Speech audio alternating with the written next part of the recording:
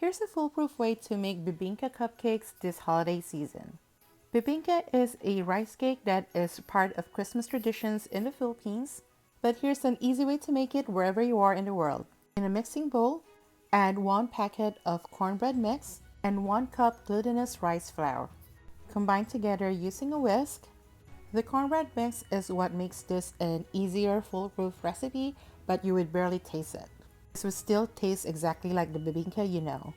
Next, add 5 tablespoons of melted butter, salted or unsalted, doesn't matter, and 3 whole eggs. And our last wet ingredient is a whole can of coconut milk.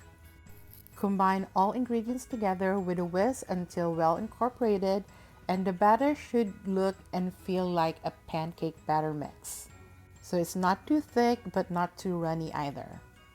The cornbread mix already has sugar in it, so you could skip this part, but if you want added sweetness, add a half cup of sugar to the mix.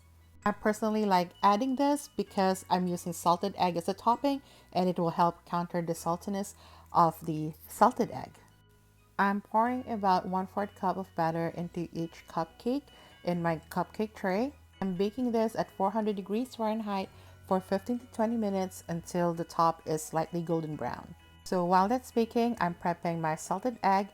I just cut the egg in half, scoop it out with a spoon, and I am slicing it. You could also crumble it so there's an even distribution of the yolk to the white part of the salted egg, but it's really just a matter of preference. And you can get salted duck egg in pretty much any Asian store or even online. And once the bibingka cupcakes are out of the oven, I'm brushing them with melted butter on top. This helps keep the bibingka cake moist and also allows the salted egg and coconut flakes something to stick onto.